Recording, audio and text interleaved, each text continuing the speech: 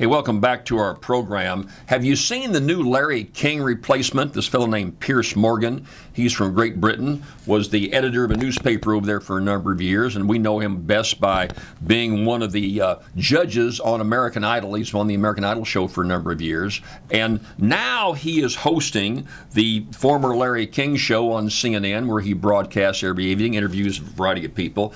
I saw him interview Condoleezza Rice last week. She's the former Secretary of State, no longer in office, had a distinguished political career, but she's also a very talented musician, and she also is a chef. She cooks a good bit. She was talking about her upbringing, what she liked to cook. She's from Alabama. She has Creole blood in her, which is the Creole mixture of blood from the Caribbean, African American, Caucasian. Interesting mix, is very popular in my home state of Louisiana. And she said that she loved to cook a gumbo. Morgan looks at her and says, "What's a gumbo?" Now, look, I got listeners all over America. If you live up in Paducah, Kentucky, if you're in Spanish Fork, Utah, if you're in Delta, Utah, I don't care where you live in this country, you know what a good gumbo is and how to make a gumbo. You put the roux together and you mix up a variety of things. We put anything in gumbo down where I live, as they do throughout the country. Chicken and sausage, maybe it's a seafood gumbo. Everybody knows about eating a gumbo. It's on menus all over America. Piers Morgan doesn't know much about gumbos, and we kind of take offense down where I live because we eat so many gumbos. I'll tell you one story if I can. Back when I was in public office, I think I was Secretary of State, I went to make a speech in Deep South Louisiana. Now, in the part of the country that centers around Jeanerette, just south of Lafayette, Louisiana, you might have heard of, there are towns there where a number of people in those communities don't even speak English. They still speak the original Cajun French, which is a tie to what how French was spoken in France maybe 200 years ago. Acadians brought it to Canada. They were exiled down to Louisiana, and they've kept that tradition going on. Well, I saw a Cajun fellow up on the porch. After I gave a speech in South Louisiana, I stopped to get a cold drink.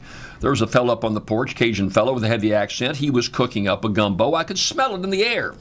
So after I got my cold drink, I paused the visit for a while, kind of stretched my back, and I said, "Friend, what you cooking up there?" He recognized me, but since I was in public office, he said, "Brother Brown, I'm fixing me up a gumbo." I said, "What kind of a gumbo you fixing up?" He said, "I've got a hawk gumbo." And I, thought, first of all, I thought, my gosh, I don't think it's legal to even shoot a hawk, but that doesn't stop a lot of folks down my way. Ducks are shot out of season. There's a number of outlaws that take anything to eat, and they put it on their table. I said, "Well, what's a hawk gumbo taste like?" He says, "Oh, about like an owl gumbo." Oh, well, then I knew right off, an owl gumbo. I've had alligator gumbo. I've certainly had squirrel stew that pretty much is close to a gumbo. I've had a raccoon, had possum, something up in my part of the woods, northeast Louisiana. My little hometown of Faraday has a lot of possum and raccoons up there, obviously venison from the deer. I've never had a nutria gumbo before. I don't know if any of you have tried it. If any of you have tried it, let me know. Nutria is a great big rat that is very prevalent. Friends tell me that the meat tastes about like a little tough chicken, that it's not that bad, got a little taste to it. Of course, the pelts are used for leather, so there's a lot of interest in nutria down here because we have so many of them. There's a bounty. You get paid for it from the nutria.